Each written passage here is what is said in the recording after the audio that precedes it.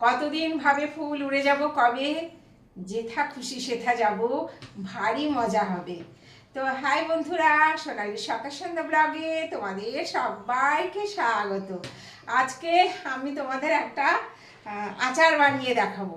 আমি কোনোদিন এরকম রান্নার ভিডিও আমি দেইনি, তো সবাই বলে একটা রান্নার ভিডিও দিতে, আর আমি একটু আচার বানাতে পারি দুই একটা।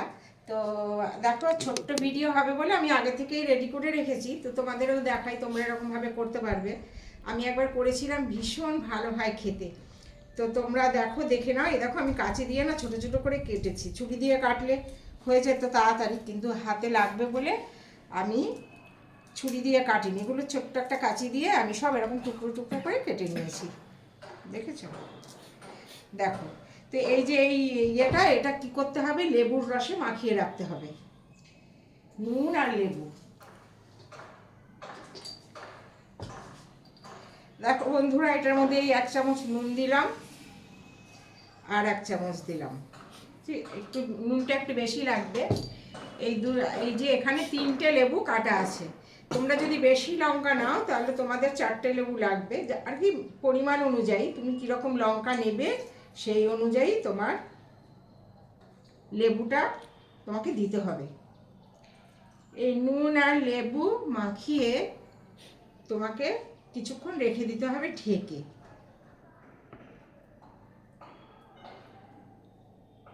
তাহলে না লঙ্কাটা অনেক নরম হয়ে যাবে।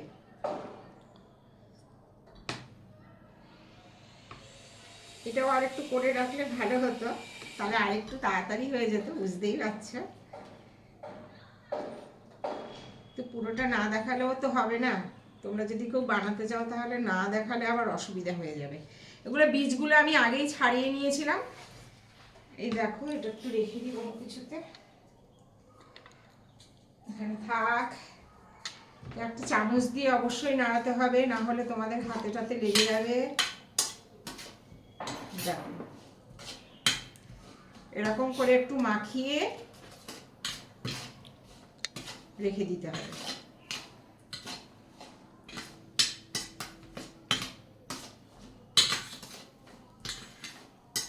সব মাখা হয়ে গেল মোটামুটি ভালোই, সব কটাতে তোমার লেবুর রস লেগে গেছে। লেবুর বীজ যেন আবার না থাকে, বীজগুলো কিন্তু ভালো করে ছাড়িয়ে নিও। না ছাড়াতে পারলে একটা চা ছাঁকনি দিয়ে ছেঁকে তুমি রসটা এর মধ্যে দিয়ে দিও। সব লেগে গেছে বন্ধুরা।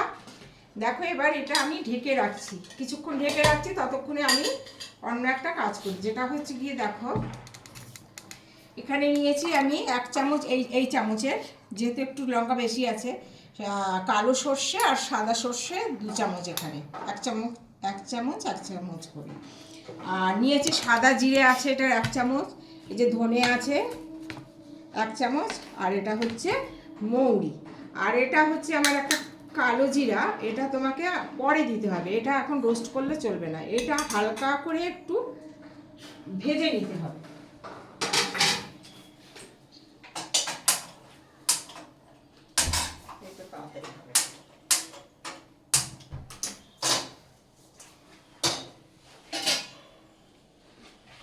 এটা একটু টাইম লাগবে, একটু হালকা ভাজতে হবে, বেশি ভাজা টাজা না। আর খুব তাড়াতাড়ি হয়ে যাবে, একদম ঝটফট ঝটফট হয়ে যাবে। এত সুন্দর একটা আচার হবে।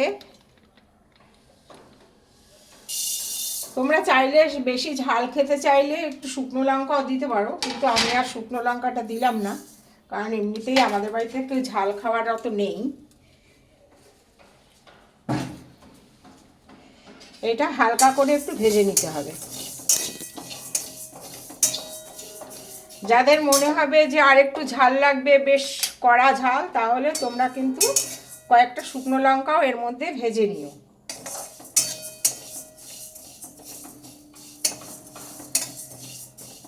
সব মিলিয়ে হালকা একটা সুন্দর গন্ধ আসবে, বেশি আবার পুড়ে না যায়, এটা খেয়াল রাখতে হবে।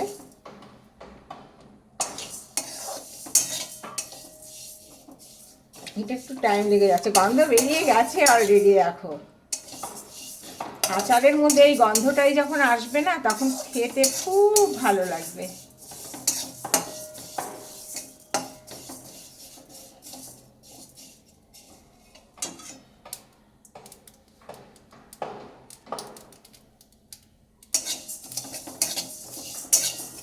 দেখতে পাচ্ছ কিরকম করে ভাজছি।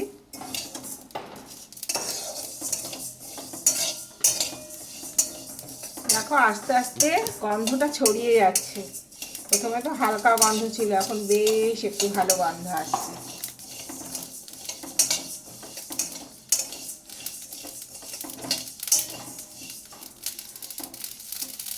এটা আমার হয়ে গেল, এক্ষুনি হয়ে যাবে, ফুটছে দেখো। পুড়ে না যায় সেটা খেয়াল রাখতে হবে, পুড়ে গেলে কিন্তু ভীষণ বাজে হবে। এটা আমার অলরেডি হয়ে গেছে, নামিয়ে নেই।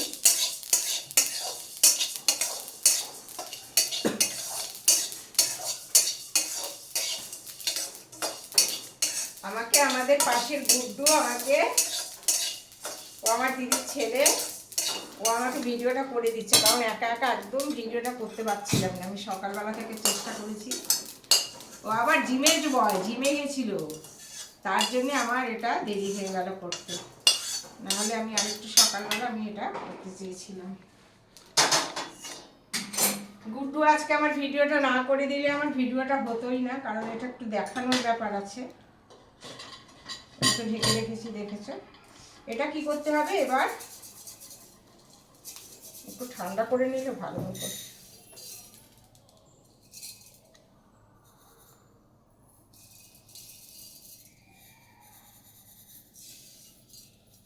ভিডিওটা ছোট করতে চাইছিলাম, কিন্তু কিছুতেই ভিডিওটা ছোট হচ্ছে না। তো এইটা একটু মিক্সিটা হাফ করে ভাঙতে হবে, যেমন তোমার কি বলতো, মানে বেশি গুঁড়ো না হয়ে যায়, একটু দানা দানা থাকবে। যখন আচারটা খাবে মুখের মধ্যে ওই দানাটা পড়লে পরে খুব ভালো লাগবে খেতে। মিক্সিটা একটুখানি ঘুরিয়ে নেই।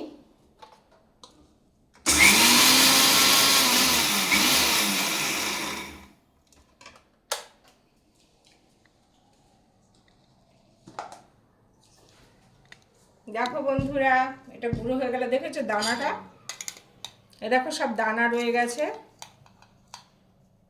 বেশি গুঁড়ো না হয় এটা খেয়াল রাখতে হবে।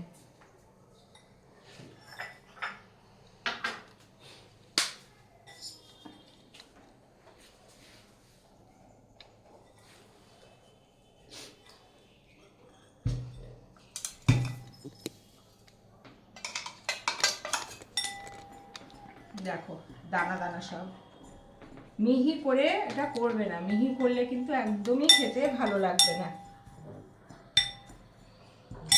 এবার সেই যে কালো জিরাটা এর মধ্যে দিয়ে দিতে হবে। এই যে গরমে গরমে এটা পুরো ভাজা হয়ে যাবে।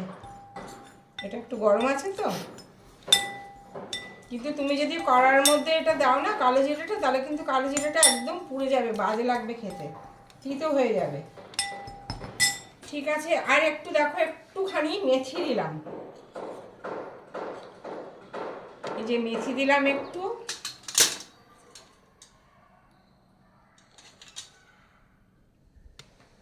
একটু হলুদ গুঁড়ো, আর এই কালার করার জন্য একটুখানি দেখো লঙ্কা গুঁড়ো দিলাম, একটু কালারটা ভালো হবে বলে। না দিলেও হয়, লঙ্কা গুঁড়ো না খাওয়াই ভালো, তবু আবার দেখতে বাজে লাগবে। অনেকে তো দেখতে সুন্দর হওয়া চাই না রান্নাটা, এটা অনেকে পছন্দ করে, এর জন্য একটু দিয়ে দিলাম। কড়াইতে একটু তেল গরম করতে হবে। ভুলেই গেছিলাম তেলটার কথা।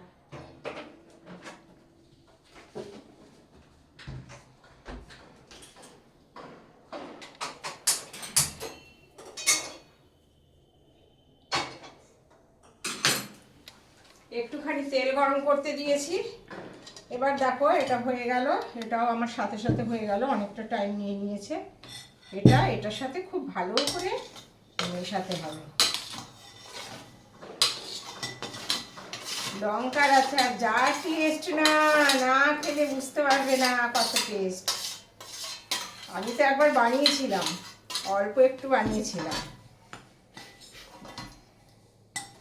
বেড়াতে গেছি, নিয়ে গেছি, যারা যারা ছিল খেয়েছে, সবাই বলে ভীষণ ভালো হয়েছে। তো এটা বানিয়ে কিন্তু আমি আমার দিদিদের দেব, আর গুড্ডু যদি একটু নেয় গুড্ডুকে একটু দেবো। তারপরে যদি ভিডিও দেখে কেউ খেতে চায় তাদের জন্যও বানাবো।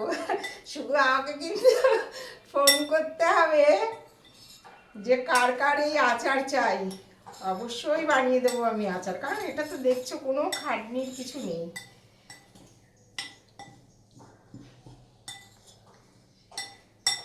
ব্যাস ভালো করে মেশানো হয়ে গেল, এখনো কাজ আছে অনেক, ভেবো না যে হয়েই গেল। দেখেছো কি সুন্দর দানা দানা বলে ভালো লাগছে দেখতে।